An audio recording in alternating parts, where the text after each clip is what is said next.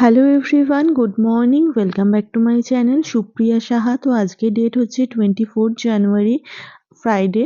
তো সকাল সকাল উঠেই এভরিডে যা কাজ থাকে সেগুলো কমপ্লিট করে নিয়েছি, অ্যান্ড বেডটাকেও ক্লিন করে নিয়েছি। আর কিছুক্ষণ বাদে নতুন যে দিদিটা কাজে এসছে সে চলে আসবে। অ্যাকচুয়ালি আগে কাকিমা কাজ করতো, কাকিমার শাশুড়ি অসুস্থ থাকার কারণে কাকিমা কিছুদিন ছুটি নিয়েছিল। এইবার এখন মানে অনেক দিন হয়ে গেছে এখনো আসছে না, তো পেরে উঠছি না। আর আমি যতদিন পেরেছি করার চেষ্টা করেছি। একে ঠান্ডা, কাজ করলে ঠান্ডা লেগে যায়, তো নতুন একটা দিদি কাজে এসছে। এইবার বলতে পারছি না যে এও কদিন করবে, আবার কবে এও ছেড়ে দেবে। তো আমি সেই জন্য ফেসটা ক্লিয়ারলি তোমাদেরকে দেখাচ্ছি না। যাই হোক, এইটুকু তোমাদের সাথে শেয়ার করলাম যে নতুন কেউ কাজে এসছে কাকিমার বদলে, বা কাকিমা করছে না সেই জন্য এই দিদিটাকে নিয়েছি এখন। এবার জানি না কাকিমা আবার কবে জয়েন করবে নাকি আদৌ আর করবে না, বুঝতে পারছি না। তো আপাতত এই দিদিটাই করছে। তারপরেই আমার শাশুড়ি কল করলো, বলল যে যেহেতু আমার শাশুড়িরও ইনভিটেশন আছে, কোন শাড়িটা পরে যাবে সিলেক্ট করতে পারছে না। তো আমি নিচে আসলাম, এসে শাড়ি দেখছিলাম, সমস্ত শাড়ি মোটামুটি বার করেছে। তো এর মধ্যে অনেক শাড়ি দেখার পরেই আমি একটা শাড়ি পছন্দ করলাম। আমার শাশুড়ি বলল ঠিক আছে পরবে। প্রথমে একটু দোনো-মোনো করছিল। এই শাড়িটা হচ্ছে আমার শাশুড়ির বৌভাতের শাড়ি। এটার সাথে অনেক মেমোরিজ জড়িয়ে আছে। তো বলছিল যে শাড়িটা এত পুরনো এখনো পরা যাবে কিনা হ্যান-ত্যান, যে পরলেও সেটা ছিঁড়ে যাবে কিনা, অনেক পুরনো শাড়ি। তো খুলে দেখলাম ভেতরটা, না দেখলাম পরা যাবে। তো শাশুড়ি বলল ফাইনালি তাহলে রাতে এটাই পরবে। অ্যান্ড আমিও তারপরে লাঞ্চ করে একটু ঘুমিয়ে নিয়েছিলাম ওই 1 হাওয়ার মতো। যেহেতু বিয়েবাড়ি যাব, বিয়েবাড়ি যাওয়ার আগে ঘুমটা ভীষণই দরকার, না হলে ভীষণই ডাল লাগে ফেসটা। অ্যান্ড তারপরেই যেটা দরকার সেটা হচ্ছে ফেসটাকে ক্লিন করে স্কিন কেয়ার করা, যেটা আমি প্রপারলি করে নিয়েছি। অ্যান্ড তোমরাও এটা চেষ্টা করবে, উইন্টার সিজন হোক, সামার সিজন হোক বা অটম যাই হোক, তোমরা কিন্তু স্কিন কেয়ার করেই প্রপার মেকআপটা করা স্টার্ট করবে। তাহলে স্কিনের কোনো প্রবলেম হবে না, বা স্কিন কোনো মানে কি বলবো, র্যাশ বা পিম্পলস বা কোনো যেকোনো মানে স্কিনের প্রবলেম সেটা দেখা দেবে না। আর স্কিনটা পুরো ভেতর থেকে গ্লো করে। আর সবথেকে চেষ্টা করবে মানে যখন তোমরা মেকআপ করছো বা স্কিন কেয়ার করছো তার সাথে সাথে যতটা পারবে ওয়াটার কনজিউম করার। আমি তো মানে সাথে জল নিয়েই বসি। তোমরা দেখতে পাচ্ছ খাটের পাশেও একটা জল রাখা আছে। জানি না কতটা ফোকাস করছে। তো আমি মানে সবসময় আমি যেখানেই যাই, যেভাবেই থাকি, পাশে একটা জলের বোতল রেখে দিই, সবসময় খাই। বাট তাও আমার মাঝে মধ্যে ১ টা ২ টো তো পিম্পলস বেরোয়, যেটা প্রত্যেকটা মেয়েরাই ফেস করে। কম বেশি হয়, আমি সেটা নিয়ে খুব একটা বদার নই। তো যাই হোক, আমি মোটামুটি বেস মেকআপটা করে নিয়েছি। এখনো মানে আই মেকআপটা করা বাকি আছে। তারপরে লিপস্টিক, হেয়ার এগুলো বাকি আছে।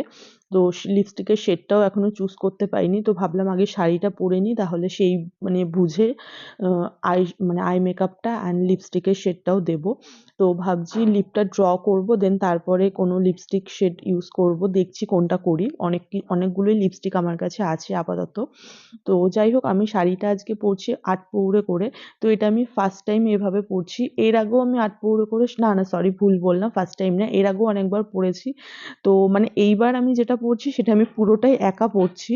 দেখতেই পাচ্ছ। তো আমি মানে তার মধ্যে এর আগে যতবার পড়েছি, কোনোবার ইউটিউব দেখে পড়েছি, কোনোবার আমি যখন পড়েছি আমার হাসব্যান্ড হেল্প করেছে, বা কোনোবার যখন পড়েছি মা একটু হেল্প করে দিয়েছে, পড়িয়ে দিয়েছে। বাট এবার আমি না ভিডিও, না কারোর হেল্প, না কিছু ছাড়া, সমস্ত কিছু ছাড়া পুরোটাই একা করেছি। শুধু পিনটা আমি যেটা ব্যাক সাইডে যেই পিনটা হয় পিঠের দিকে, সেই পিনটা একা লাগাতে পারছিলাম না। তো যেহেতু দেখতেই পাচ্ছ ব্লাউজটা মানে হাতাটা এরকম, তোমরা বুঝবে যদি একটু টাইট হয় তাহলে হাতটা পেছনের দিকে যায় না। শুধু সেই জন্যই পেছনের দিকের এই মানে পিনটা আমার হাসব্যান্ড হেল্প করেছে লাগিয়ে দিতে। আর বাকি পুরো শাড়িটা আমি নিজেই ড্র্যাপ করেছি। কেমন হয়েছে আজকে শাড়ি ড্রাপিংটা আমাকে জানিও। এটাকে বেঙ্গলি স্টাইল ৮ পৌরে শাড়ি বলে। তো তোমাদের কেমন লাগলো? যারা বেঙ্গলি ভিউয়ার দেখছো তারা তো জানোই এই শাড়ি পরা স্টাইলটা। যদি না জেনে থাকো, ইউটিউবে এটা নিয়ে অনেক ভিডিও আছে। অ্যান্ড যদি আমি কিভাবে পরেছি সেটা দেখতে চাও তাহলে আমাকে কমেন্টে জানিও, আমি সেটাও তোমাদের সাথে শেয়ার করে দেবো। তো যাই হোক, শাড়ি পরা, হেয়ার, তারপরে আই মেকআপ, লিপস্টিক তো এটা মোটামুটি ডান। বাট এবার আমি যত জুয়েলারি পরার মানে গোল্ড জুয়েলারি বেশিরভাগটা পরেছি। বেশিরভাগ না, সবটাই গোল্ড জুয়েলারিই পরেছি। বেশিরভাগ বললে ভুল হবে। তো যাই হোক, গোল্ড জুয়েলারি যেগুলো পরার ছিল সেগুলো পরে নিয়েছি। খুব যে হেভি ওয়েটের কিছু পরেছি সেটা না, বা একদমও লাইট পরেছি সেটা না। এই পার্ল যেই দেখতে পাচ্ছ সীতাহারটা, পার্লের সীতাহারটা, এটার ওয়েট আছে ওই 6 গ্রাম মতো। আর বাকি মোটামুটি সব ওই 2-3 গ্রাম এরকম ওজনের আছে। আর শাঁখা পলা, তারপরে নোয়া বাঁধানো, এগুলো একটু বেশি আছে, এগুলো আর ওয়েটটা আর বলছি না। তো যাই হোক, সমস্ত কিছু পরে নিয়েছি। অ্যাকচুয়ালি বিয়ের ইনভিটেশনটা ছিল রঞ্জনপল্লীতে, তো সেখানেই আমরা চলে আসি। তারপরে আমি আর আমার হাজব্যান্ড বাইকে এসেছিলাম, আর মা বাবারও এখানে ইনভিটেশন ছিল, তো ওরা টোটোতে আসছিল, আমার শ্বশুর শাশুড়িরও ছিল, ওরা সবাই টোটোতে আসছিল। তো আমরা যেহেতু বাইকে এসেছি, এসে একটু ওয়েট করছিলাম, তো তারপরেই ওরা চলে এসেছিল ৫-১০ মিনিটের মধ্যে। তো আমার হাজব্যান্ড আবার এখানে এসে ওর চা বা কফির মানে নেশা, যেটা বলতে পারো, নেশা ঠিক বা হ্যাবিটস যাই হোক, তো ওটা ওর অভ্যাস। তো এসেই ও আগে একটু কফি খেয়ে নিল, দেন তারপরে ওরাও চলে আসলো। তারপরে গিফটটা দিয়ে দিলাম। তো দেখলাম যে বিয়ের মানে বর আর কনে অলরেডি বিয়ে হয়ে গেছে, এরপরে বাসি বিয়ে হবে, সিঁদুরদানটা শুধু বাকি আছে, বাকি অলমোস্ট সমস্ত রিচুয়ালসই হয়ে গেছিলো।